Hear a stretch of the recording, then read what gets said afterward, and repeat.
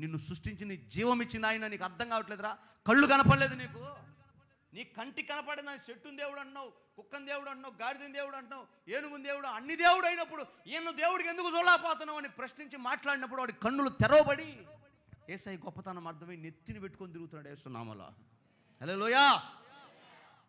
యేసుబాబు నమ్ముకుంటేనే ఆ నీళ్ళు ఎత్తి తాగుతాడు. యేసుబాబు నమ్ముకుంటే అన్నం పెడితే తింటాడు. యేసుబాబు నమ్ముకుంటే సహవాసం చేస్తాడు. యేసుబాబు నమ్ముకుంటే పక్కన పెట్టుకుంటాడు. యేసుబాబు నమ్మితేనే నీతో అడుగులేస్తా, లేకపోతే అవసరమే లేదు నాకు అంటాడు. ఎస్, అది సాక్ష్యం యేసునామములో. మనోళ్ళు యేసుబాబు నమ్ముకుంటే పీకేస్తారేమో, యేసుబాబు నమ్ముకుంటే దూరం పెడతారేమో, యేసుబాబు నమ్ముకుంటే తొక్కేస్తారేమో. తొక్కని నిన్ను లేపితే దేవుడు లేపాలంతే. నీ శక్తి, నీ బలం, నీ తెలివి ఏమాత్రం పనికిరావు ఈ భూమి మీద, దేవుడే. అందుకే ఈ అంత దినాల్లో ప్రభు మనల్ని ఎదుర్కొని చెప్తున్న మాట, నీవు ఆత్మ విషయమై దీనత్వం కలిగి పరలోక రాజ్యాన్ని స్వతంత్రించుకోవాలంటే ఇలాగ అన్ని మాటలు చెప్పుకుంటూ వచ్చి కింద అంటాడు, నా నిమిత్తమై హింస, అబద్ధం నీ మీదకి వచ్చినప్పుడు నువ్వు సంతోషపడు, ఆమేన్, సంబరపడు, అది నీకు దీవెన అన్నాడు అంతే. హల్లెలూయా. ఇలాగా మన విశ్వాసాన్ని కాపాడుకుందుము కాక. ఎందుకంటే ఈ చివరి రోజుల్లో మన విశ్వాసం అలాగే ఉండాలండి. మనం గత కొన్ని సంవత్సరాల క్రిందట ఒక సాక్ష్యం విన్నాం. అమెరికా నుంచి ఒక యవ్వనస్తుడు, 25-26 సంవత్సరాల యవ్వనస్తుడు, అతని పేరు బ్రదర్ జాన్. అమెరికా నుంచి వచ్చి మన అండమాన్ దీవుల పక్కన ఏదో దీవిలో చచ్చిపోయాడు. ఎంతమంది గుర్తుంది? మిగతా వాళ్ళకి అసలు ఆ సంగతే తెలీదా? దేవుని స్తోత్రం, మీరు ధన్యులు పండి. అమెరికా నుంచి ఒక 30 మంది భారతదేశానికి సువార్త చెప్పడానికి వచ్చారండి. సువార్త చెప్పడానికి వచ్చి ఆయా రాష్ట్రాల్లో దేవుని మాటలు చెప్పుకుంటూ కరపత్రాలు పంచుకుంటూ వస్తూ ఉంటే అండమాన్ దీవుల్లో సువార్త చెప్పాలని వెళ్ళారు ఈ 30 మంది. ఈ 30 మందిలో ఈ యవనస్తుడు ఒకడు, అతనికి 25-26 సంవత్సరాల వయసు. మీరు అర్థం చేసుకోండి ఇంకా ఎంత ఉద్యోగం ఉంటాడో. అమెరికా నుంచి వచ్చారు, సువార్త ప్రకటిస్తూ ఉన్నప్పుడు కొన్ని బోట్లు ఆ దీవికి ఈ దీవికి వెళ్తూ ఉన్నాయి. ఆ మ్యాప్ చూస్తూ ఉన్నారు, ఈ దీవి ఏంటి, ఈ దీవి ఏంటి, ఈ దీవి ఏంటి అంటే వాళ్ళు చెప్పారు, ఇక్కడ ఈ దీవిలో కొంతమంది మనుషులు ఉంటారు కానీ వాళ్ళకి నాగరికత తెలీదు, బట్టలు కట్టుకోవడం తెలీదు, ఈ ప్రపంచం ఇంకొకటి ఉందని వాళ్ళకి తెలీదు. మనల్ని చూస్తే ఏదో కొత్త గ్రహాంతర వాసులను చూసినట్టుగా చూసి అంబులతో కూడా చంపేస్తారు, అక్కడికి ఎవరు వెళ్ళినా చంపేస్తారు, అందుకే ప్రభుత్వం ఆ దీవికి వెళ్లకుండా నిషేధించిందని చెప్పారు. సరే, వీళ్ళందరూ ఎందుకు వచ్చిన గొడవలేరా అనుకున్నారు, తీర్మానం చేసుకుని బయటకు వచ్చారు. కానీ 25 ఏళ్ళ యవనస్తుడికి ఆ దీవిలో ఉన్న వాళ్ళే మనసులో ఉన్నారు. వాళ్ళకి ఎవరు సువార్త చెప్పాలి, వాళ్ళకు దేవుడిని ఎవరు పరిచయం చేయాలి? చూడండి, నాకెందుకులే అనుకుంటే సర్దుకుంటే సువార్త సర్వలోకానికి వచ్చేది కాదు. మదిలో పడింది, అమెరికా వెళ్ళాడు, ప్రార్థన చేస్తున్నా, బైబుల్ చదువుతున్నా, వాళ్ళే గుర్తుకొస్తున్నారు, వాళ్ళే మనసులోకి వస్తున్నారు. వెంటనే ఆ సంఘపు దైవజనుడితో చెప్పాడు, అయ్యా నేను పలానూరు వెళ్తాను, పలానా వాళ్ళకి సువార్త చెప్పాలనుకుంటున్నాను. సరే, అది ప్రమాదకరమైందని దైవజనుడికి తెలియదు. వెంటనే అతనికి ఒక 3 యవనస్తుల్ని సపోర్ట్గా చేసి ఈ 3 తీసుకొని ఇండియా వచ్చేసాడు. ఇండియా వచ్చాడు, విశాఖపట్నంలోనే ఎక్కడో దిగాడు, ఆ దీవిలోకి వెళ్ళడానికి ప్రయాణం అయ్యాడు. ఒక బోటు మాట్లాడుకున్నాడు, బోటుని తీసుకొని వెళ్ళాడు. ఆ బోటోడు చెప్పాడు, నేను రానని. అయ్యా మాకు ఎట్లా కొట్ల కొంచెం సహాయం చేయి, కావాల్సినంత డబ్బులు ఇస్తా. తీసుకుని వచ్చాడు. ఒక యవనస్తుడేమో బోట్లో ఉన్నాడు, ఒక యవనస్తుడేమో ఒడ్డు దగ్గర ఉన్నాడు. మేము క్షేమంగా వెళ్ళి వచ్చే సమాచారం కోసం ఒకడు ఉండాలి కదా, ఉన్నాడు. మొత్తానికి బోటు నడిపే వ్యక్తి, ఇతని స్నేహితుడు, అతను 3 వెళ్ళారు. వాళ్ళు చెప్పారు, వీళ్ళు చంపేస్తారు, ఇక దిగితే నా బోటును తగలబెట్టేస్తారు, నేను రాను అని.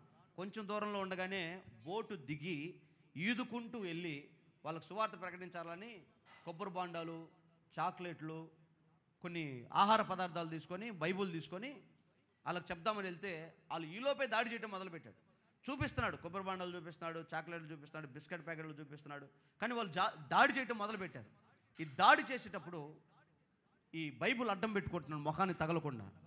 బైబుల్ తగిలిన ఆ పుల్లలు ఇరిగిపోతున్నాయి, కానీ కిందకొచ్చే పుల్లలు మాత్రం కడుపులో, గుండెల్లో దిగబడిపోతూ ఉన్నాయి, రక్తం కారిపోతా ఉంది. ఇక వాళ్ళు చంపేస్తారని అటుగా వెళ్ళి ఒక పెద్ద చెట్టు త్వరలో దాక్కొని గడగల్లాడిపోతా ఉన్నాయి. త్వరలో దాక్కొని వీళ్ళు వెంటబట్టం, కేకలేయటం, ఈ బోట్లో ఉన్న బోట్ యజమాని చూస్తూ ఉన్నాడు. ఇవన్నీ అతన్ని చంపేసి ఉంటారు, మనం వెళ్ళిపోదామంటే అతని స్నేహితుడు బోట్లో ఉండి అతను వెయిట్ చేస్తున్నాడు. లేదు, ఆగుదాం, మనం ఆగుదాం, వెయిట్ చేద్దాం, ఏం జరుగుతుందో చూద్దామని. 1 గంట తర్వాత వాళ్ళ ఉనికి వీళ్ళకి కనబడలేదు, వాళ్ళందరూ వెళ్ళిపోయారు. యవనస్తుడు ఆ చెట్ల మధ్యలో నుంచి రక్తం గారుతూ ఆ బైబుల్ పట్టుకొని మిగతా అన్ని అక్కడ వదిలేసి ఆ బోటు దగ్గరికి వస్తూ ఆ సముద్రంలో ఈదుకుంటూ వచ్చి బోట్ ఎక్కి ఆ బోట్లో ఉన్న తన స్నేహితుడికి ఒక మాట చెప్పాడంట, ప్రాణాలు కాపాడుకోవడానికి నేను మరలా రాల వెనక్కి. ఒక ఉత్తరం రాసి ఆ ఉత్తరం ఇచ్చి, దీన్ని తీసుకెళ్ళి మా అమ్మ నాన్నకి ఇచ్చేయి, ఇక మీరు వెళ్ళిపోండి, బ్రతికితే వాళ్ళలో నుంచి కొన్ని ఆత్మలు సంపాదించుకొని మన దేశం వస్తా, లేదా చనిపోతే మన దేశంలో నుంచి ఒక యవనస్తుడు హతసాక్షిగా దేవుని కొరకు ఇండియాలో ఉన్నాడు అని నా పేరు చెప్పండి, ఈ ఉత్తరం మాత్రం మా అమ్మ నాన్నలకి ఇవ్వండి అని చెప్పేసి వెళ్ళిపోయాడు. ఇక చనిపోయాడో బ్రతికాడో ఇంతవరకు సమాచారం లేదు. అతని శవం కూడా లేదు, దొరకలేదు. ఆ జాడ కూడా దొరకలేదు, వెతికితే కూడా దొరకల. భారతదేశ ప్రభుత్వం జల్లెడబట్టింది కానీ దొరకల. ఏం జరిగిందో మొత్తానికి అయిపోయింది. బోట్ వెళ్ళిపోయింది, వెనక్కి వెళ్ళిపోయారు, అమెరికా వెళ్ళిపోయారు ఆ ఇద్దరు యవనస్తులు. ఆ ఉత్తరం తీసుకెళ్ళి వాళ్ళ అమ్మ నాన్నకి ఇస్తే, ఆ లేఖలో ఆ ఉత్తరంలో ఇలాగ రాశాడు అబ్బాయి. ఏమని రాశాడు?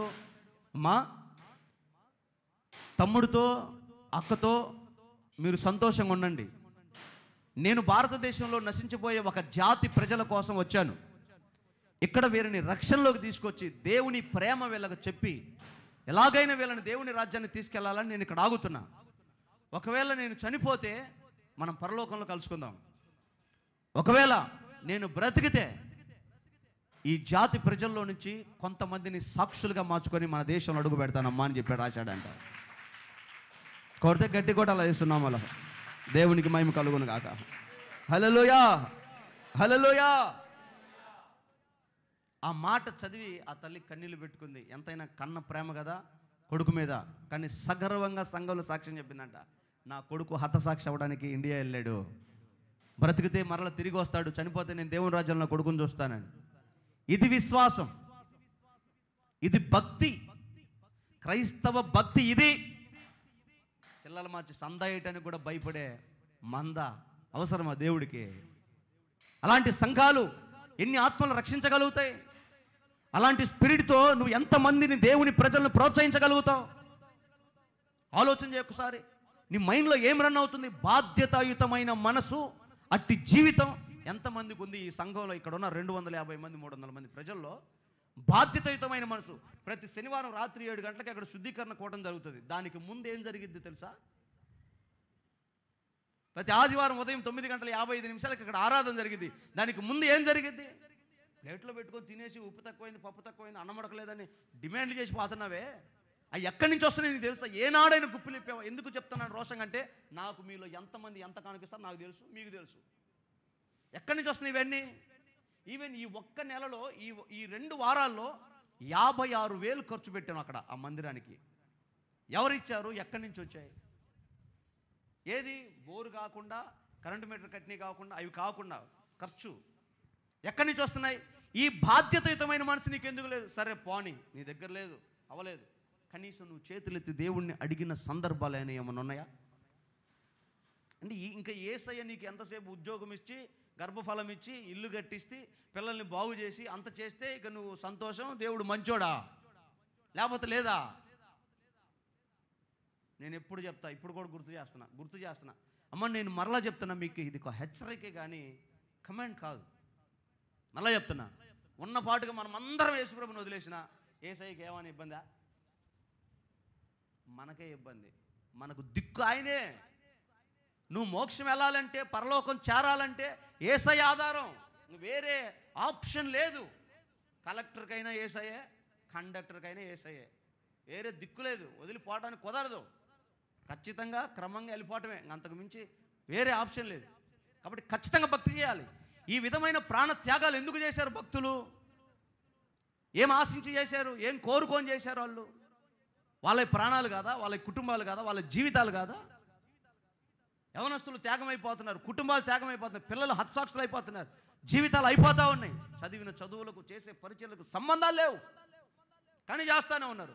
కానీ వీటిలో కొంచెమైనా చేమ గుట్టినంత అయినా బాధ్యత నీకు లేకపోతే, నిమ్మకు నీరెట్టినట్లుగా నువ్వు భక్తి చేస్తే తర్వాత ఏం చేస్తావు? ఈరోజు మేము ఇక్కడ ఉన్నాం, మా ప్రాంతాలు, మా బంధువులు, మా స్నేహితులు, మాకు కలిగిన వాటన్నిటిని విడిచిపెట్టి ఈ స్థలంలో కొన్ని ఆత్మలు దేవుని రాజ్యానికి సిద్ధపడాలని, ఒక మంచి జీవపు మార్గాన్ని, సాక్షిగా బ్రతకడానికి మా ఆలోచన ఆశలను సైతం తొక్కి మీ కొరకు మాదిరిగా మేము వెళ్తున్నాం కదా. కనీసం అరే మనం ఈ దైవజనం లేకపోతే మనం ఇక్కడ ఎలా ఆరాధన చేయగలం, ఈ సేవ లేకపోతే మనం నడిపించేది ఎవరు, దీని కొరకు ఎంతవరకు వీళ్ళు లోతుకెళ్తున్నారని కనీస బాధ్యత ఈనాటి సంఘానికి లేకపోతే అనవసరం ఇంక భక్తి చేయటం, బైబిల్ పట్టుకోవటం అనవసరం. ఎవరికైనా ఇచ్చేసి వదిలేసి శుభ్రంగా లోకంలో కలిసిపోవడం మంచిది. ఇట్లాంటి విశ్వాసాలు యేసయ్యకి అవసరం లేదు, నాకు కూడా అవసరం లేదు. ఎందుకమ్మా నేను మరలా చెప్తాను, నేను చెప్పే ప్రతి మాట నాది కాదు. యేసయ్య అన్నాడు 3 ఏళ్ల నుంచి ఇదే దారిలో వస్తున్నా, ఈ చెట్టు ఏమైనా ఫలిస్తుందేమో, ఒక పండు ఏమైనా వస్తుందేమో అని 3 సంవత్సరాల నుంచి ఒక్క కాపు లేదు, దీన్ని నరికేసేయండి. నేను ఒక దైవజనుడు అడ్డం పడ్డాడు, అయ్యా ఇంకొక సంవత్సరం నాకు అవకాశమే, నేను నీళ్లు పోస్తా, ఎరువేస్తా, కాయలు వచ్చేటట్టు చేస్తా. కానీ రాళ్ళ ఎండిపోయింది, చచ్చిపోయింది. ఒకవేళ అదే చెట్టు మనమైతే మనలో నుంచి ఒక ఫలం లేకపోతే, ఒక కాయ లేకపోతే, ఒక ఆకు లేకపోతే, ఒక జీవం లేకపోతే ఎవరికి అవసరం అండి? ఇప్పుడు చెప్పే సాక్ష్యాలన్నీ అయ్యే. పంట వేశారు, గింజ లేదు, ఆకు లేదు, ఏం చేసుకోవడానికి ఆ పంట? పూజ చేసుకున్నానికి. ఈవెన్ నువ్వు కన్న పిల్లలు కూడా నీ చేతికి రాకపోతే దుఃఖపడతావే. నీ పిల్లలే, వాడు దరిద్రుడైనా సరే ఒక ముద్ద అన్నం పెడతావు, ఎందుకంటే నీ కడుపును పుట్టాడు కాబట్టి, పనికిరానోడైనా. కానీ ఉపయోగంగా లేకపోతే ఎంత దుఃఖపడతావు? దేవుడి విషయంలో కూడా అదే కదా నీ బాధ్యత ఉండాల్సిందే. ఎక్కడైనా, ఎక్కడ భక్తి చేసినా, ఎలా చేసినా మనం ఈ బాధ్యతాయుతమైన మనసు కలిగి మనం అడుగులు వేయాలి కదా. దేవుడు కొండ మీద ప్రసంగం చెప్పినటువంటి ఆ మాటలకు ఆంతర్యం అదే. బాల శిక్ష మీరు నేర్చుకున్నారు ఇప్పటిదాకా. ప్రార్థన చేయి, అడుగుడి మీకు ఇవ్వబడును, ప్రార్థన చేయండి పొందుకోండి, సంపాదించుకోండి, సమకూర్చుకోండి, బాల శిక్ష. కానీ ఇప్పుడు విశ్వాసంతో ఎదుర్కోబోతున్నావు దేవుణ్ణి. ఏం ఎదుర్కోబోతున్నావు? నిందను ఎదుర్కోబోతున్నావు, ఆకలి ఎదుర్కోబోతున్నావు, దీనత్వాన్ని ఎదుర్కోబోతున్నావు, సమాధానాన్ని ఎదుర్కోబోతున్నావు. వీటి ద్వారా ఎదుర్కొన్నప్పుడు నీకు నింద వస్తుంది, అబద్ధం వస్తుంది, చెడ్డ సాక్ష్యం వినబడుతుంది. అయినా నువ్వు ధన్యుడవు. ఇది నేను చెప్పే బోధ. ఆమేన్, హల్లెలూయా. ధర్మశాసనం అటు కాదు. తప్పు జరిగిందా, ఒక గొర్రె పిల్లేసాయి, బలి అయిపోయి, సమాధానం అయిపోయింది, వెళ్ళిపో, నాకు పాపం లేదా? లేదో.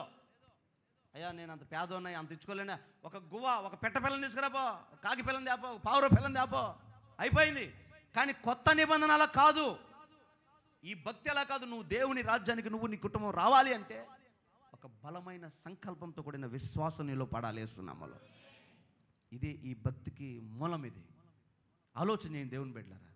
ఎందుకని ఈ మాట చెప్తున్నానంటే, ఇప్పటికే ఈ లోకంలో జరగాల్సిన కార్యాలన్నీ జరుగుతున్నాయి. అమ్మా ఈ మధ్య బాగా ఈ యూట్యూబ్లో కానీ, టీవీలో కానీ, న్యూస్ పేపర్లో కూడా విపరీతమైన వైరల్ అవుతున్న న్యూస్ ఒకటి ఉంది. ఈ డోమ్సీ ఫిష్ అని ఒకటి, ఎంత పొడుగు చేప ఒకటి తలతల మెరుస్తా పైన తిరుగుతాం సముద్రం పైన. అది కూడా చూడలేదా మీరు? పాయింట్లే, దేవుడి స్తోత్రం. చూశారు కదా, ఏం చెప్తున్నారు తెలుసా? ఎందుకు వచ్చింది అది? అయ్యా అది సముద్రపు అగాధంలో ఉంటుంది, అది అందరికి కనపడదు, ఏ వలకి ఏ గాలానికి దొరకదు. అది బయటకు వచ్చిందంటే ఏదో వినాశనం జరుగుతుంది, అందుకే వచ్చింది బయటికి. అంటే నిజమా? ఎవరు చెప్పారా? ఇది లాస్ట్ టైము జపాన్లో భూకంపం వచ్చినప్పుడు అది కనపడింది. అంతకు ముందు కూడా వాళ్ళ పితరులు ఆ చేప చూసిన ప్రతిసారి అలా జరిగిందంట. రీసెంట్గా కూడా ఇండోనేషియాలో ఒక అగ్నిపర్వతం పగిలిందంట, అది కనపడిన తర్వాత. ఇప్పుడు ఆ ప్రాంతం అంతా ఖాళీ అవుతుంది. ఈరోజు కూడా ఖాళీ చేసుకుని వెళ్ళిపోయారు అక్కడ నుంచి. అది ఇంకా ఏం జరిగిందో తెలియదు. ఆ గాలి పీల్చుకున్న వారికి కూడా ఊపిరితిత్తులు పాడైపోవటం అలా జరుగుతున్నాయంట. ఏంజిల్ ఫిష్ అని ఒకటి ఉంది, ఇంతలా నోరు వేసుకొని పళ్ళు వేసుకొని తిరుగుతూ ఉంటుంది. అది కూడా అదే, సముద్రం ముందుకు వచ్చేసింది, సముద్రం పొంగిపోద్దని. ఈ సూచనలన్నీ చూసి వాళ్ళు ఏదో చెప్తున్నారు, ఇక అయిపోయింది, యుగాంతం వచ్చేసింది, రాకడ వచ్చేసింది, మొత్తం ప్రళయం వచ్చేసింది అని చెప్తా ఉన్నారు. వీళ్ళు చెప్పే ఈ సూచనలు ఎన్ని పక్కన పెట్టు, బైబిల్ ఏనాడో చెప్పింది కదా, సరే దాన్ని కూడా పక్కన పెట్టు. ఇంకొక మాట చెప్తా మీకు.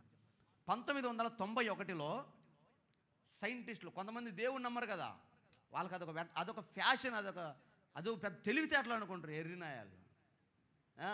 దేవుడు అంటే ఏందో అసలు దాన్ని ఏందో ఫరక్ అనుకుంటా లెక్క లేకుండా చేస్తూ ఉంటారు.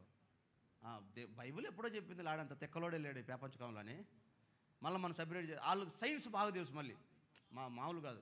ఆ ఒక సైన్స్ ఆధారం చేసుకొని ఒక ప్రయోగం కనుక్కోవాలంటే మొదట వాడికి మూలం వేసేది బైబిలే.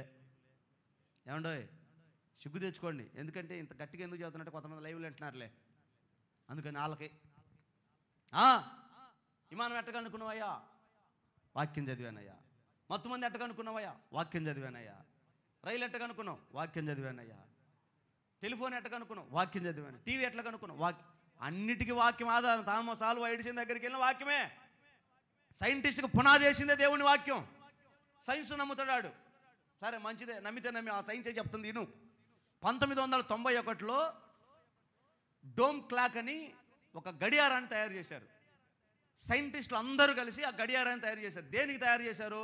ప్రస్తుతము కలుగుతున్న ఈ వాతావరణం, సముద్రము, అరణ్యము, పొల్యూషను, జరుగుతున్న విపత్తులు, తయారవుతున్న అణుబాంబులు, న్యూక్లియర్ వెపన్స్, దేశాల మధ్య వాతావరణం అన్నిటినీ దృష్టిలో పెట్టుకొని ఈ భూమి యొక్క స్థితిగతి అంతా ఎప్పుడు నాశనం అవుతుందని ఒక అంచనాకు వచ్చి ఒక గడియారాన్ని తయారు చేశారు.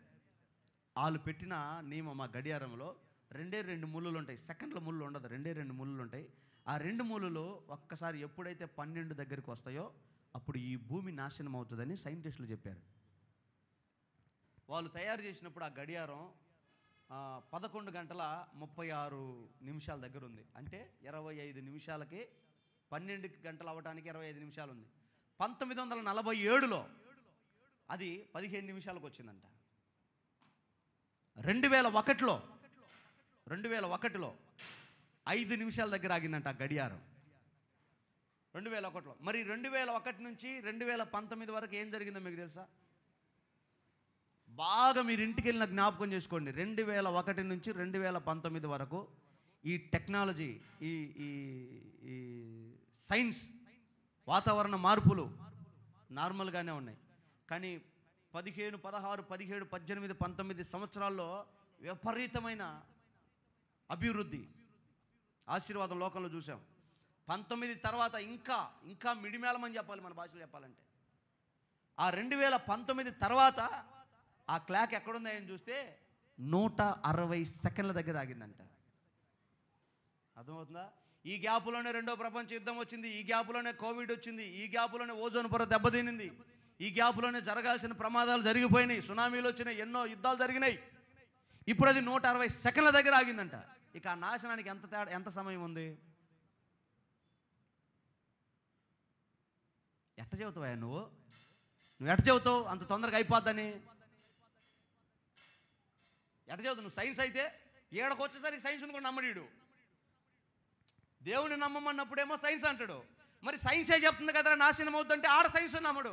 కారణం ఏంటంటే ఇది సదాకాలం బతకాలి, తినాలి, తాగాలి, సుఖించాలి, లోకాన్ని అనుభవించాలి. ఉత్తదే వాడు బొంద, వాడు డబ్బు సావదు. శుభ్రంగా ఈరోజు ఆదివారం 1 కేజీ మటన్ కూడా తెచ్చుకుందాం, డబ్బులు అయిపోతాయని. అవదు, తినడు. అది పామరుల సొమ్ము అయిపోవాల్సిందే. దేవుడిచ్చిన ఆశీర్వాదాన్ని కూడా అనుభవించలేడు, ఆరోగ్యాన్ని అనుభవించలేడు, వ్యర్థపరుచుకుంటా ఉంటాడు, చేసుకోలేడు. దేవుని నమ్మడు, సైన్స్ నమ్మడు, ఏమి నమ్మడు. ఇలాంటి ఈ ఎంత దినాల్లో ఈ పరిస్థితిలో 160 సెకండ్ల దగ్గర ఆగితే ఎంత ప్రమాదానికి మనం ఎంత దగ్గర ఉన్నాం ఒక్కసారి ఆలోచన. లాస్ట్ వీక్ సరిగ్గా 7 రోజుల క్రిందట జరిగిన ఒక న్యూస్ చెప్తా. అమెరికా అధ్యక్షుడు డొనాల్డ్ ట్రంప్ ఒక ప్రెస్ మీట్ పెట్టి చెప్పిన మాట ఏంటంటే, గాజా ఇజ్రాయేల్ చేత మొత్తం నాశనం అయిపోయింది కదా, అమెరికా నుంచి సైన్యం వెళ్ళి గాజాను శుభ్రం చేసి గాజా పట్టణం అంతటిని అమెరికా స్వాధీనంలో ఉంచుకుంటుంది. అక్కడున్న ప్రతిదీ అమెరికాకు సొంతం, గాజాను మేము బాగు చేస్తాం. ఎప్పుడైతే గాజాలోకి అమెరికా సైన్యం దిగి శుభ్రం చేయడం మొదలుపెట్టిందో అరబ్ దేశాలకి కడుపు మండిపోయింది. గాజాలో ఉండేది ఫిలిస్తీన్లు, పాలస్తీనా దేశపు ఆధీనంలో ఉంటుంది అది. దాంట్లో ఎప్పుడైతే వీళ్ళు దిగారో వాళ్ళ కడుపు మండిపోయింది. ఎందుకని? ట్రంప్ మామూలుడు కాదు. మొన్నసారి అమెరికా అధ్యక్షుడు అయినప్పుడు ఇజ్రాయెల్ దేశానికి యెరూషలేం రాజధానిగా ప్రకటించాడు. కొన్ని వేల సంవత్సరాల నుంచి లేని రాజధాని ట్రంప్ రాగానే రాజధాని అయిపోయింది. వాళ్ళ టార్గెట్ ఏంటంటే, మొన్న ట్రంప్ వచ్చినప్పుడే నేను నెక్స్ట్ టర్మ్ కనుక అమెరికా అధ్యక్షుని అవుతే ఆ మందిరాన్ని కూడా పడేసి 3వ మందిరాన్ని కట్టేయండి, నేను సంతకం పెడతానన్నాడు. ఆయన చెప్పినట్టుగానే యెరూషలేం రాజధాని చేశాడు. ఇక 3వ మందిరం పడేసి మందిరం కట్టాలని ఆ మందిర నిర్మాణానికి ముందు ఇశ్రాయేలీలు బలి అర్పిస్తారు ఎర్రని పెయ్యతో. జాగ్రత్త వినండి, ఎర్రని పెయ్యతో బలి అర్పిస్తారు. ఇప్పుడు ఆ బలి కార్యక్రమం ప్రారంభమైంది. వీళ్ళు ప్రారంభించారు మందిరం కట్టాలని, ఈలోపు ట్రంప్ ఓడిపోయింది. ఇప్పుడు ఏం చేయాలి? బలి ఆకూడదు. ట్రంప్ ఓడిపోయింది, ఏం చేయాలి? వెతికి వెతికి అవసరమైతే వాళ్ళ జ్ఞానమంతా ఉపయోగించి ఎర్రని పెయ్యలు తయారు చేసుకొని బలి అర్పిస్తూనే ఉన్నారు. దేవుని మహాకృప మరి ఆ సంకల్పమేమో రెండోసారి మరలా ట్రంపే అధ్యక్షుడయ్యాడు. ఇక వాళ్ళకు ఊపిరి వచ్చేసింది. ఇప్పుడు ట్రంప్ ఏమంటాడంటే, యుద్ధం ముమ్మరం చేయండి, గొడవ పెద్ద చేయండి, రంగంలోకి నేను దిగుతాను, ఆ మసీదుని, డోమ్ ఆఫ్ ది రాక్ అనే మసీదుని కూల్చేసి అక్కడ 3వ మందిరం కట్టేద్దాం. ఇప్పటికే 2007లోనే 3వ మందిరానికి కావాల్సిన సామాన్లన్నీ వాళ్ళు తయారు చేసి పెట్టుకున్నారు. ఇక జస్ట్ నిర్మాణం స్ట్రక్చర్లోకి తీసుకొని రావటమే, ఆ గోడలు, ఆ స్లాబులు మొత్తం. 3 రోజులు అన్నారు కదా, 18 గంటలు కట్టేస్తారంట మందిరాన్ని. 3 రోజులు కూడా అవసరం లేదు. అంత టెక్నాలజీ పరంగా అభివృద్ధి చెందిన దేశం ఇజ్రాయెల్ దేశం. ఆ మందిరం కట్టాడు అంటే అర్థం, ఆ మందిరంలోకి ఒకడు వస్తాడు. ఆ ఒకడు వచ్చేది ఎవరో కాదు, వాళ్ళు అనుకుంటున్న మెస్సయ్య. నిన్న నేను ఒక చిన్న ఇంటర్వ్యూ చూసా. ఎవరో ఎఫ్రాయిం గోత్రానికి సంబంధించిన కొంతమంది హిట్లర్ చెదరగొట్టిన యూదులు మన తెనాలి దగ్గరికి వస్తే, ఆలలో ఒక రబ్బీ, ఒక బోధకుడు, ఆ ఇజ్రాయేలులో ఉన్నటువంటి ఒక గోత్రానికి బోధకుడుగా ఉన్న అతను చెప్తున్నాడు ఏమని, మేము ఎదురు చూస్తుంది మెస్సయ్య కొరకు, ఆయన వస్తాడు, ఈ ప్రపంచంలో యుద్ధం జరగనివ్వడు, ఈ ప్రపంచంలో కరువు రానివ్వడు, అందరినీ కాపాడుతాడని చెప్పుకొచ్చాడు. యుద్ధం జరగకుండా ఆపగలిగే సత్తా ఈ ప్రపంచంలో ఎవరికైనా ఉందా? నిన్న ట్రంప్ ఉక్రెయిన్ అధ్యక్షుని పిలిచాడు.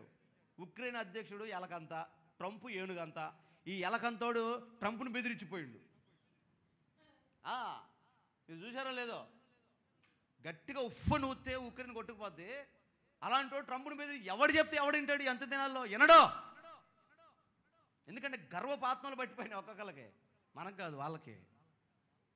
వాడి ఎవ్వరి మాటలు వినరు. అందుకే వ్యతిరేకమైన ఆత్మ, తల్లిదండ్రుల మాటలు పిల్లలు లోబడకపోవటం, భర్త మాటకి భార్య లోబడకపోవటం, దైవజనుడి మాటకి విశ్వాసం లోబడకపోవటం, వీటన్నిటి కారణాలు ఏంటంటే అంత్య దినాలు. ఆ స్పిరిట్ పనిచేస్తుంది. ఇది దేవుడికే లోబడిన తరం ఇది. ఎవడంటాడు మరి? ఆయన అంటాడు యుద్ధమే జరగకుండా ఒకడు కాపాడుతాడు. ఆ ఒక్కడెవడు? ప్రకటన గ్రంథంలో మనం చదివేమే, తెల్ల గుర్రం మీద వచ్చినాడు వాడు ఎప్పుడు వస్తాడు? సంఘం ఎత్తబడ్డప్పుడు వస్తాడు. ఇక వాళ్ళు చెప్పిన మాటలన్నిటి రుజువులు కళ్ళ ముందే కనపడుతున్నాయిగా. ఎప్పుడో జరిగిన సంఘటనలు కాదుగా. ఇక ఎన్ని రోజుల్లో జరుగుద్దో అన్నంత చివరి రోజుల్లో మనం ఉన్నాం. మరి ఇలాంటి తరుణంలో మన భక్తిని మనం ఎట్లా కాపాడుకోవాలి? మీరు పరీక్షించుకున్నారా? దేని కొరకు పరిగెడతావు? ఎక్కడ దాకా నీ ప్రయాణం? ఎక్కడ నిలబడిపోతామో, ఎక్కడ ఆగిపోతామో. ప్రయాణం చేస్తున్నావు సరే, నీ దురాశను వదిలిపెట్టలేవు, కనీసం నమ్మకంగా పరిగెత్తరాదా? ప్రభువుని పట్టుకొని ఒక చేత్తో, ఈ చెట్లు కోసేవాళ్ళు, గోడల మీద పనులు చేసేవాళ్ళు పట్టుకొని ఉంటారు, తాడు నడుము కట్టుకొని చేస్తుంటారే, కనీసం అట్లయినా ప్రభువుని పట్టుకొని పోతే ప్రాణం పోతే పోయింది, దేవుని రాజ్యానికి వెళ్ళిపోతాను ఆ నమ్మకంతోనైనా ప్రభువుని పట్టుకొని ఆ తర్వాత పరిగెత్తరాదా? పరిగెత్తడమే అనవసరమైన దేవుని వాక్యం చెప్తుంటే లోకం కోసం. నువ్వు పూర్తిగా ప్రభువుని వదిలేసి పరిగెత్తి ఏం సాధించి ఏం సమకూర్చి పెడతావు? నేను ఎప్పుడూ చెప్తానే ఉంటా, ఇంతకాలం పరిగెత్తి సంపాదించి సమకూర్చింది ఏం లేదు. ఇక మీదట కూడా ఈ మిగిలిన శేషంలో కూడా పోయి పరిగెత్తేది ఏం లేదు. ఇప్పుడైనా ప్రభు దగ్గర నిలబడు, ఆయన సర్వ సంపదలు కలిగి నేను ఆశీర్వదిస్తాడని. ఆమెన్. ఎస్, ఈ అంత్య దినాల్లో ప్రభు మనల్ని ఎదుర్కొని మాట్లాడుతున్నటువంటి మాట. ఆనాడు కొండ మీదకి వచ్చాడు, ఈరోజు కొండేపి హెర్మోను మందిరంలోకి వచ్చి నీతో మాట్లాడుతున్నాడు. దేవుడి మాటలు ఆలకించదు గాక. హల్లెలూయా, హల్లెలూయా. ఇప్పటికైనా నువ్వు గుర్తుపట్టకపోతే చాలా నష్టపోతావు. తీర్మానంలోకి రా, దేవుడి కొరకు రోషంగా నిలబడు. ఎప్పుడు పిలుస్తాడో ఎప్పుడు వెళ్ళిపోతామో తెలియదు. వెళ్ళిపోయే లోపు క్రియలు కొన్నైనా జీవితంలో కనబడాలి. అందరినీ ప్రశ్నించి ఏలు పెట్టి చూపిస్తావుగా, నీకేమైంది? నువ్వు బాగా బతకలేవా? నిన్ను అడిగేవాళ్ళు లేడనా? ఏదో ఒకరోజు అడిగి ఆయన వస్తాడుగా. ఇప్పుడు సిగ్గుపడతావు కదా, నమ్మకంగా ఉండలేవా? సాక్షిగా బ్రతకలేవా? పౌరుషంగా రేపు పొద్దున దేవుడు నిన్ను అనేక జన్మలకు ఆశీర్వాదకరం అగునట్లుగా నిలబెట్టాలనుకుంటున్నాడేమో. తల్లి, తమ్ముడు, ఒకవేళ అలాంటి సాక్ష్యం నీకు ఇవ్వాలని, నిన్ను దీవించాలని ఆయన ప్రణాళికలో ఉంటే కొంచెం అల్పమైన వాటి వైపు వెళ్ళి ఎందుకు గొప్ప ఆశీర్వాదాన్ని పోగొట్టుకుంటావు? ఇంకో మాట కూడా చెప్పాలనుకున్నాను. ఈ మధ్య ఒక పెద్ద పాము గురించి చదువుతున్నాను, లెవైతాన్. దాని గురించి తెలుసా? రకరకాలు చెప్తున్నారు. యూదుల గ్రంథాల్లో రాసిందంట, హానోకు గ్రంథంలో రాసిందంట, హానోకు పుస్తకం రాశాడంట, దాంట్లో రాశాడంట ఈ లెవైతాన్ గురించి. దేవుని వాక్యంలో మకరం అని ఉంటుంది. పాస్టర్ గారు ఎప్పుడు అడుగుతానే ఉంటుంది నన్ను, దాని గురించి చదివేది నా దగ్గరకు వచ్చేది. వామ్మో, ఇనప గడ్డపారలు, దాని ముందు గడ్డిపూసలంట. అక్కడ అట్లాగే రాసిన ఆ మాట. కావాలంటే మీరు చూడండి, యోబు గ్రంథం 37వ అధ్యాయము 17వ వచనం నుంచి ఆ మాటలు ఉంటే చూడు. యోబు గ్రంథం 41వ అధ్యాయం.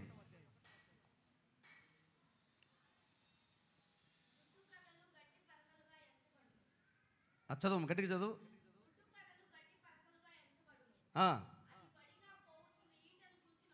ఒకసారి 451 నెంబరు పేజీ.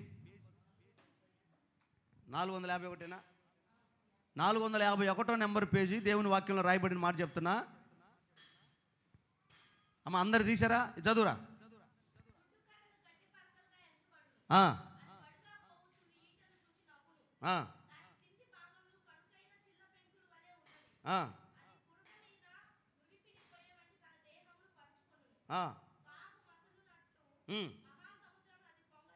17వ వచనం చదువు. 41వ అధ్యాయం 17వ వచనం.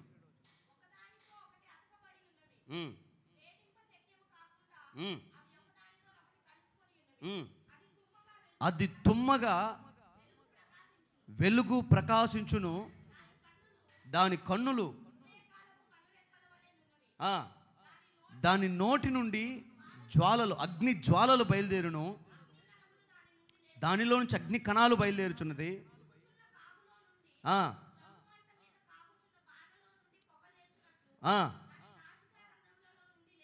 అబ్బో, ఒక్క నిమిషం ఆగరా నాయన. మీరు అసలు దీన్ని ఇమాజినేషన్ చేయగలరా? చైనా వాడి సినిమాలు ఉంటాయి, ఈ డ్రాగన్ వస్తూ ఉన్నప్పుడు ఎలా ఉన్నదంటే నిప్పులన్నీ బయటకు వస్తుంటే ఆడికి కూడా ఇదే ఆధారం ఉంటుంది.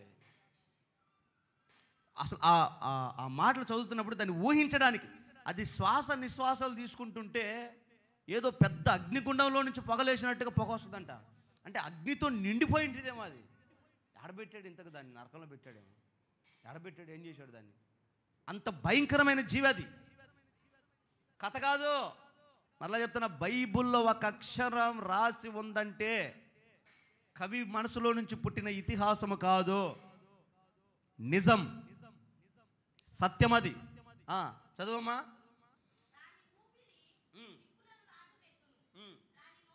27వ వచనం చదువు. ఇది ఇనుమును గడ్డి పోచగాను, ఇత్తడిని పుచ్చిపోయిన కర్రగా ఎంచును.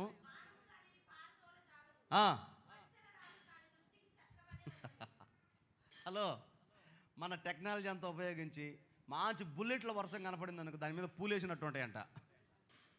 పూలు చల్లుతున్నట్టు కూడా హాయిగా ఉంటుంది. ఒక మాటలో చెప్పాలి దానికి, ఆహా ఎంత మర్యాద చేస్తున్నారో నాకు అనుకుంటుంది అది. ఈ బుల్లెట్లు వచ్చినా కూడా అసలు గడ్డి పువ్వు అంట, ఇనుము దానికి గడ్డి పువ్వు. ఒడిసెల రాళ్ళంటే అప్పుడు బుల్లెట్లు లేవు కాబట్టి ఆ మాట రాసి ఉంటాడు ఆయన. గిరగిర దిప్పు కొట్టేది అదే కదా ఒడిసెల రాళ్ళు. సముద్రమును తైలము వలె చేస్తుందంట అది.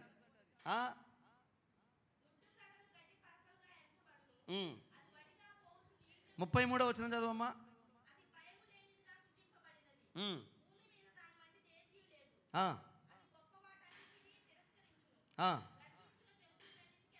బా, ఇక సముద్రపు అరణ్యానికి రాజు సింహం అయితే అది దీని ముందు ఎలక పిల్ల, సింహం. ఇంత ధైర్యం కలిగింది కూడా దాని ముందు చిన్నయే. గర్వించిన జంతువులకే అది రాజు. దాన్ని మరి ఎందుకు చేశాడు దేవుడు? ఆది కాండంలో ఉంటుంది దాని గురించి, కీర్తనల గ్రంథంలో ఉంది దాని గురించి, యెషయా గ్రంథంలో ఉంది దాని గురించి. కీర్తన 104లో కూడా చెప్తాడు. 104వ అధ్యాయం 26వ వచనంలో చెప్తాడు. ప్రకటన గ్రంథం 12:5లో కూడా చెప్తాడు అదే జంతువు గురించి.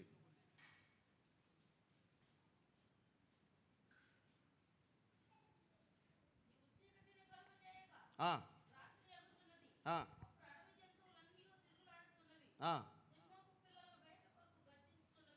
104:26.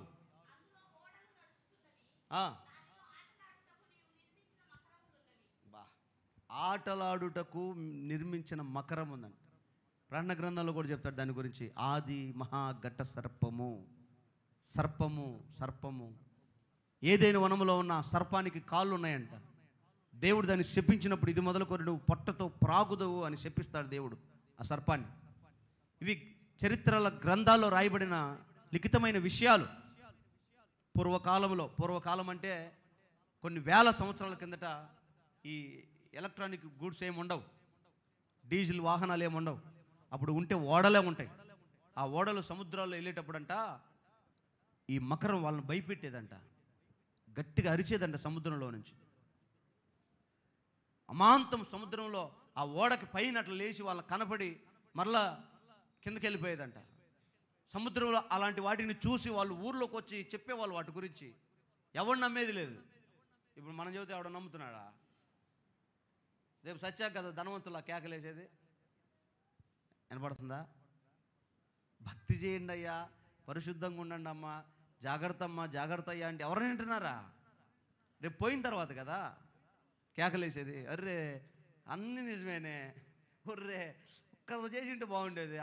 అప్పుడు తెలుస్తుంది. ఇంకా అప్పుడు నువ్వు పల్టీలు కొట్టిన అవకాశం లేదు. అవకాశం మీరు పిచ్చోళ్ళు అనుకుంటున్నారు. నేను మొన్న భీమినిపట్నం మీటింగ్కి వెళ్ళా. మరలా చెప్తున్నా, నేను ఇక్కడ నిలబడి మాట్లాడేది అన్నీ లైవ్లో ఉంటాయి. ఎందుకంటే నన్ను ప్రశ్నిస్తారు. మొన్న ఒకడు ఫోన్ చేశాడు, నాతో పాటు చదువుకున్నాడు. ఏదో ప్రసంగం చెప్తా 10వ తరగతిలో 80 మార్కులు వచ్చాయి ఇంగ్లీష్లో అని చెప్పాను కదా. ఫోన్ చేశాడు అయిపోయిన తర్వాత. ఫోన్ చేసి, హలో పాస్టర్ గారు, ఎవరయ్యా? నేను పలానా అరే చెప్పురా, బాగున్నావా? ఏంది పాస్టర్ గారు, ఏంది బలి చదువుతున్నావు, నీకు 80 మార్కులు వచ్చాయా 10th అన్నాడు. రాలేదా? ఏది నీ మార్కులు లిస్ట్ పెట్టి చూద్దాం అన్నాడు. చూడు నిజం. నాకు దిమ్మ తిరిగి గబగబా నేను మార్కులు లిస్ట్ ఓపెన్ చేసుకున్నా. ఏందిరా నేనేమో తప్పు చెప్పానా? సరే చెప్పాననుకో, కొద్దిగా అటు ఇటు ఉంటుంది కదా. ఇదే నేను ప్రశ్నిస్తాడు. పాస్ మార్కులతో ఏమన్నా గ్రేస్ మార్కులతో బయటపడ్డాను. ఓపెన్ చేస్తే 76 మార్కులు ఉన్నాయి. దాంట్లో 76, 86 ఉన్నాయి. 4 మార్కులే కదరా తక్కువ అంటే, 4 ఎందుకు తప్పు చెప్పావంటాడు వాడు. నిజమే, ఆడు అడగటంలో తప్పే లేదు. నేను చెప్పటమే కరెక్ట్ చెప్పాలి కదా. 4 మార్కులు నేను ఎందుకు తప్పు చెప్పాలి? నేను చెప్పే ప్రతిదీ ఆన్ రికార్డు కాబట్టి, లైవ్లో ఉంటుంది కాబట్టి, అందరూ చూస్తారు కాబట్టి, తప్పు చెప్తే దొరికిపోతా, చేతగాని సేవ అయిపోద్ది. అందుకని ఖచ్చితంగా 1కి 10 సార్లు నిర్ధారణ చేసుకుని మాట్లాడతాను. భీమినిపట్నం వెళ్ళినప్పుడు అక్కడ ఒక సేవకుడు నాతో మాట్లాడుతూ ఒక సాక్ష్యం చెప్పాడు. అక్కడ ఒక మందిరం పరిచర్య జరుగుతుంది విశాఖపట్నంలో, బ్రహ్మరాంబ కళ్యాణ మండపంలో పరిచర్య జరుగుతుంది. ఆ పేరు నేను చెప్పను కానీ ఒక పరిచర్య జరుగుతుంది. దానికి ఒక నెలకి ₹1,00,000 రెంట్ కట్టాలి. ఒక నెలకి ఆరాధన జరిగినందుకు ₹1,00,000 అద్దె కట్టాలి. ఆ సేవకులు ఉండడానికి ఒకటి, దానికి ఇంచుమించు 40,000 అద్దె. ఇంచుమించు ఆ మందిరం ఖర్చు 1,50,000 ఒక నెలకి. సొంతంగా స్థలం కొనే పరిస్థితి అక్కడ లేదు. స్థలం కొనాలన్నా అమ్మేవాళ్ళు లేరు ఫస్ట్. అందుకని మండపంలో జరుగుతుంది. దాని కొరకు ఒకే ఒక విశ్వాసం ముందుకు వచ్చి, ఈ పరిచర్య నేను బ్రతికినంత కాలం ఎంత రెంట్ అయినా నేనే కడతా అన్నాడు. ఆయన మొత్తం ఆయన కట్టేస్తున్నాడు. సేవకులు రెంట్ కడుతున్నాడు, సేవకులకు డిమార్ట్ బిల్లు ఆయన కడుతున్నాడు, సేవకులకు తిండి ఆయన పెడుతున్నాడు, మందిరం జరిగే ఆరాధన స్థలానికి అద్దె కూడా కడుతున్నాడు. తెక్కలాడు. ఎందుకు ఆయనకి ఎందుకు అసలు కదా? తెక్కలాడు కదా. మనం అనుకునేది అదే. తెక్కలాడు. మరి కోలగట్టోడు 90% సువార్తకి ఇచ్చేస్తున్నాడు. తెక్కలాడు. జీవితాలు ప్రాణాలు పణంగా పెట్టేస్తున్నారు. కులం కోసమో, మతం కోసమో, సింహాసనం కోసమో, పార్టీ కోసమో, అధికారం కోసమో, డబ్బు కోసమో బతకకుండా, పొద్దుగూలు సేవ అని రాత్రి పగలు నిద్ర లేకుండా. నేను ఒక పెళ్ళికి తీసుకుపోయాను నన్ను పేరుజేపులో. నా జీవితంలో పెళ్లి చేయకూడదు అనిపించింది. ఇంకా చెయ్యను కూడా. నేను నిన్నే తీర్మానం చేసుకున్నామ్మా. అక్క పెరిజేపు అక్కలు మీరు ఏమైనా అనుకుని నేను చేయనక్క. నా పిల్లలు అయితే నేనే డేట్ పెట్టుకొని నేనే చేసుకుంటా. నా పిల్లలు పెళ్లి చేసుకుంటా. నా పిల్లలు అంటే రాయిస్తు కాదు, ఇది వీళ్ళందరూ నా పిల్లలు. వీళ్ళ సంగతి చదువుతాను నేను. హల్లెలూయా. ఇంకా చేయనమ్మా. అస్సలు తల్ల కిందలు తప్పసై ఉరేసుకొని చచ్చిపోతా నేను చెయ్యనంటే చేయను. ఎందుకంటే దేవుడు నన్ను గద్దించిండు. నేను వచ్చింది ఇక్కడ, నా సమర్పణ ఏంటి నాకు తెలిసి, నేను తాలిబొట్టు కట్టిస్తుంటే నా చేతులు వణుకుతున్నాయి, గడగడ నా ప్రాణం అంతరం కొట్టుకుంటుంది. అసలు ఏ మార్గంలో తీసుకెళ్తున్నావురా, నువ్వు కూడా దారి తప్పిపోతావా? దేవుడు నన్ను ప్రశ్నిస్తున్నాడు అక్కడ. క్రైస్తవ్యంలో లేని వాటిని తెచ్చి రుద్ది నువ్వు తగిలిస్తున్నావే, నువ్వేమి సేవకుడు అని దేవుడు నాతో మాట్లాడితే నా గుండె జారిపోయింది. నేను చేయలేను, దయచేసి నన్ను క్షమించండి. అట్లాంటి పెళ్ళిళ్ళకు నన్ను పిలవమాకండి. నాకు వద్దు, నాకు ఆ సేవ వద్దు, ఆ జీవితం వద్దు. అవసరమైతే ఆ యోహానులాగా పద్మాస్ దీవులోకి వెళ్ళి చచ్చిపోతా, కానీ నేను అలాంటి దిక్కుమాలిన పనులు చేయలేను. నేను చేయను కూడా, నాకు వద్దు. ఇంకా అట్లాంటి అది కూడా ఏది, పెళ్లి జరిగిన 5 గంటలకైతే నాతో ముహూర్తం పెట్టించింది 11 గంటలకి. అన్నయ్య కరెక్ట్గా పెట్టు అన్నయ్య, 10 సార్లు చూసి పెట్టు అన్నయ్య. ఎన్నిసార్లు చూసినా అదేగా. నేను నా అంచనా 11 గంటలకు పెళ్ళి అయితే 12:30కి అయిపోయిద్ది, 1 గంటకు భోజనం చేస్తారు, వాళ్ళు ఏదో తెచ్చిన బహుమానాలు చేతులు పెడతారు, సంతోషంగా ఎవడదామని వాడు పోతాను. నేను పెడితే నన్ను మాత్రం 11కే ఫోన్ చేసి పిలిచారా, పెళ్ళి మాత్రం 5 గంటలకే. మళ్ళీ దానికి ముహూర్తం ఎందుకు, దారి తెప్పేదానికి, 0 వచ్చేదానికి బడికి పోవటం ఎందుకంట. చేస్తే ఖచ్చితంగా చేయాలి, లేకపోతే దాని జోలి బాగోడు. ఇంకొద్దమ్మా అట్లాంటి పెళ్ళిళ్ళకి నన్ను పిలవద్దు, దయచేసి మీరు మొహమాటాలకు కూడా నన్ను రమ్మని చెప్పొద్దు, ఏమి ఇబ్బంది లేదు. మీకు కావాలంటే పూజారి సేవకులు చాలామంది ఉన్నారు, నేను పంపిస్తా, వాళ్ళు మీరు అందరు కలిసి పోయి ఆడని పడండి. కనీసం ఎక్కడ అసలు దేవునికి మహిమకరమైన పరిస్థితులు కూడా లేవు. అందుకే నేను సైలెంట్గా వచ్చేసి అక్కడి నుంచి. ఈవెన్ కానుక కూడా నేను అడగలేదు, తీసుకోలేదు, దాని గురించి తలంపు కూడా లేదు, నాకు వద్దు అనిపించింది అంతే. అది అప్పుడే నీకు అర్థం కావాలి నేనేం ఆలోచన చేస్తాను. అలాంటి అంత్య దినాల్లో ఉన్నావు, ఇలాంటి కాలంలో ఉన్నావు, ఎటు వెళ్తున్నావు, ఎటు పోతున్నావు, ఏం చెప్పాలి, ఏం నేర్పించాలి లోకానికి. మనం ఇంత చివరి గడియల్లో ఉండి మన భక్తి జీవితాన్ని మనం ఎలా కాపాడుకుంటున్నాం. భక్తి చేసే వాళ్ళని, త్యాగం అయ్యే వాళ్ళని చూసి తెక్కలోళ్ళు అనుకొని రూపాయి కూడబెట్టుకునే వాళ్ళు తెలియకల్లాడు అంటున్నావు. అది అమాయకత్వం. దేవుడి కొరకు కరిగిపోయే కాలం ఇది యేసునామములో. ఆమేన్. నీ ఒంట్లో బలం ఉడికిపోవాలి దేవుడి కోసం, నీ ఇంట్లో ధనము కరిగిపోవాలి యేసయ్య కోసం, నీ తెలివితేటలు కూడా ఖర్చు అయిపోవాలి యేసయ్య కోసం. అప్పుడు నువ్వు శ్రేష్టమైన బహుమానాన్ని పొందుకోగలుగుతావు. ఆమేన్. చాలా రోజులు 2001లోనే చెప్పారు, ఒక న్యూస్ వచ్చింది, అంటార్కిటికా సముద్రం మట్టం పెరిగిపోతుంది, సముద్ర మట్టం పెరిగిపోతుంది, ఇది ఎట్లాగే పెరిగితే ఏదో ఒక రోజు ప్రపంచంలో సగం భాగం మునిగిపోయింది భూమి అని చెప్తా ఉంటే నేను అనుకున్నా ఎందుకు జరుగుతుంది. ఈలోపు ఒక సైంటిస్ట్ దొరతాడు మధ్యలో. అది ఎందుకు జరుగుతుందో తెలుసా, ఓజోన్ పొరకు రంధ్రాలు పడి, ఆ ఓజోన్ పొర రంధ్రాలు సైరెట్గా దాని మీద పడి ఆ మంచు కరుగుతుంటే ఆ నీళ్ళు సముద్రంలోకి వస్తే సముద్ర మట్టం పెరిగిపోతుందంటే నిజమేనేమో అనుకున్నాం అందరం. తర్వాత నాసా వాడు చెప్పాడు సముద్ర మట్టం కరిగింది కాదు, ఒరిగింది కాదు, లోపల ఉన్న లివైతాన్ లేచిందంట. దాని తోక జాడిస్తే 14 దేశాలు మునిగిపోతాయంట. ఏం నూలు పోకు కూడా మిగలదంట, కొట్టుకుపోతాయంట మొత్తం తోక జాడిస్తే. అదే ఊరి మీద పడితే, అదే ఒకసారి సముద్రంలో ఉరిమితే భూమి ఏమైపోయిద్దో. దాన్ని కంట్రోల్ చేయడం, కట్టడి చేయడం ఈ ప్రపంచంలో ఉన్న ఏ మిలిటెంట్ వలన కాదు, ఏ ప్రభుత్వం వలన కాదు, దాన్ని కంట్రోల్ చేయగలిగిన ఒకే ఒక సమర్థుడు మన ఆరాధించే యేసు. హల్లెలూయా, హల్లెలూయా. అందరూ అంటారు ఇప్పుడు సైంటిస్టులు, ఈ మత పెద్దలు, కుల పెద్దలు అంటారు కదా, మరి ఇప్పుడు ఏందిరా మనకి ఎందుకురా అలాంటిది, ఎందుకు ఇంతకాలం ఎందుకు సైలెంట్గా ఉంది, ఇప్పుడు ఎందుకు లేచిందంటే వాళ్ళంతా సింపుల్గా ఒకటే చెప్తున్నారు, ఏమీ లేదు.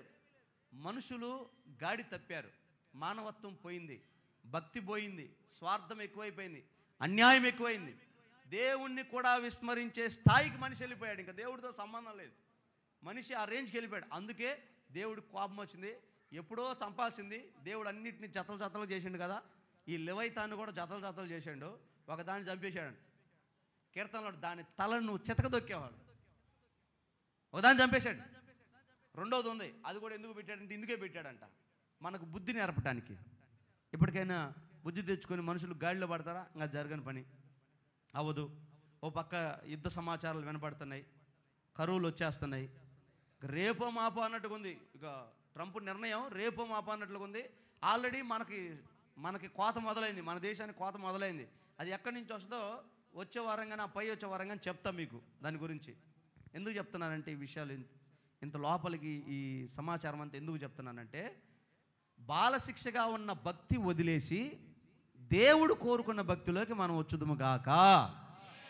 అదే చెప్తున్నా మరలా, దేవుడు కోరుకున్న భక్తి. వ్యభిచారం చేస్తే పాపం బాలశిక్ష చెప్పింది, చూస్తే అది తలంచితే పాపమని యేసయ్య చెబుతున్నాడు. అర్థమవుతుందా మీకు? దొంగతనం చేస్తే పాపమని బాలశిక్ష చెప్పింది, దొంగిలించాలన్న మనసే పాపమని యేసయ్య చెబుతున్నాడు. కంటికి కన్ను పంటికి పన్ను, ఎవడు ఏది చేస్తే అది విత్తింది కొయ్యాల్సిందే, బాలశిక్ష చెప్పింది. కానీ యేసయ్య అంటాడు ఒక చెంప కొడితే ఇంకో చెంప చూపి, యేసయ్య బోధ అంతే.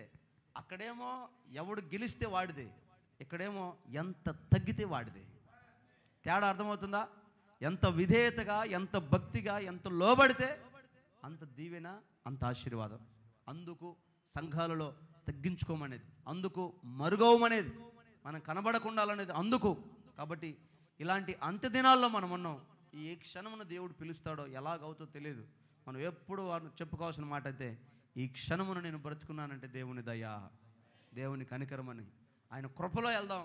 మనకేం కావాలో ఆయన ఇస్తాడు, ఏం చేయాలో ఆయన చేస్తాడు. ఆయన కృపను పట్టుకో, ఆయన ఆశీర్వదిస్తాడు. కానీ గుర్తుపెట్టుకో, అంత్య దినాల్లోకి వచ్చాం, చివరి గడియల్లోకి వచ్చాం. అసలు యేసుప్రభు రాకడ అక్కడ వదిలిపెట్టి మనల్ని మనమే నాశనం చేసుకునే పరిస్థితులు మన చుట్టూ ఉన్నాయి. కాబట్టి పరిస్థితులు ఏ ప్రతికూలంగా అనుకూలంగా లేవు, అన్ని ప్రతికూలంగా ఉన్నాయి. భక్తి భావాలు కలిగి, యథార్థత కలిగి, దేవుని కొరకు అడుగులేసి, దేవుని రాజ్యం కొరకు మనము తీర్మానాలు చేసి ముందుకెళ్ళుదుము గాక. కాబట్టి ఈ చివరి గడియల్లో కూడా నేను చెప్తున్నా కదా, మనం ఏదో ఆ గుడి కట్టి ఆ గుడిలో మనం వెళ్ళి ఆరాధన చేయాలని నా ఉద్దేశం కాదు. కానీ దేవుడు మనల్ని పరలోకంలో ఆశీర్వదించడానికి, ఘనపరచడానికి మనకిచ్చిన ఒక బాధ్యత అనుకుంటున్నా. దాన్ని ముగించిపోతే ఆ ఓపెనింగ్ రోజే రాకడైపోవాలి యేసునామములో. హల్లెలూయా. నేనైతే అదే కోరుకుంటా. అంతదాన్ని కట్టడం ఎందుకన్నా అంటావేమో, కూలి ఆడ దొరికింది మనకి. పని ఇక్కడ చేస్తే జీతం అక్కడ వస్తుంది. కాబట్టి మనకు అప్పగించిన పనిని మనం చేద్దాం. దేవుడే మనకు సహాయుడి నడిపించును గాక. మరొక్కసారి చివరిగా మాట చెప్తున్నా, ఏ విషయంలో భయపడొద్దు. నువ్వు ఆయన దృష్టిలో ఉన్నావు, లేకపోతే ఈ పరిచర్యలోకి రావు. ఎందుకంటే ఇది ఒక సంస్థ ఏర్పాటు చేసింది కాదు, ఎవరో వచ్చి సమకూర్చింది కాదు. మనల్ని ముందుగానే ఆయన నిర్ణయించి మనందరినీ ఇక్కడ సమకూర్చాడు. ఎక్కడెక్కడి నుంచో ఇక్కడికి సమకూర్చాడు. మనం ఆయన దృష్టిలో ఉన్నాం. కాబట్టి నువ్వు భయపడొద్దు. రాబోయే రోజుల్లో దేవుడు చెప్పిన ఒక్కొక్క మాటకి, ఆ మాటలో ఆంతర్యం ఏంటో నెమ్మదిగా ధ్యానం చేసుకొని ఆయన రాజ్యానికి సిద్ధపడదాం. కాకపోతే ఎక్కువ సమయం ఇక మీదట నేను మాట్లాడలేనేమో, ఎందుకంటే నిలబడే సత్తా, ఓపిక కొంచెం తగ్గుతుంది. కాబట్టి ఒక 30 నిమిషాలే మీతో దేవుని వాక్యాన్ని పంచుకోవడానికి నేను ప్రయత్నం చేస్తా. ఎందుకని ఎక్కువసేపు మాట్లాడి మాకండి నన్ను. మీరు బాగున్నారనుకో, నేను 3 మాటలు చెప్పేస్తా. మీరు తేడా ఉంటే 30 మాటలు అవుతున్నాయి. అందుకని బాగుండండి, తీర్మానం చేయండి, దేవుని కొరకు సాక్షిగా ఉండండి. మరలా చెప్తున్నా, 4 ఆత్మలైనా వచ్చే వారానికి సంపాదించేటట్టుగా తీర్మానం చేసుకోండి. మీరు వచ్చేటప్పుడు సిద్ధపడి దేవునికి మందిరానికి ఏమేయాలి, సందా ఏమేయాలి అనుకొని వస్తారు కదా. ఈసారి నుంచి వచ్చే ఆదివారానికి నలుగురికి సువార్త చెప్పి, 4 విజ్ఞాపన చేయడానికి 4 ఆత్మలు తీసుకురావడానికి రండి. ఎందుకో తెలుసా, వాళ్ళకి తెలియదు, చనిపోతే నరకానికి వెళ్ళిపోతారు. మనకు తెలుసు జీవపు మార్గం. కాబట్టి అన్ని జనులైన వారిని యేసయ్య దగ్గర తీసుకొద్దాం, నరకాన్ని తప్పిద్దాం. ఆ బహుమానాన్ని మనం నిశ్చయంగా ఆ ఉన్నతమైన స్థలంలో పొందుదుము గాక.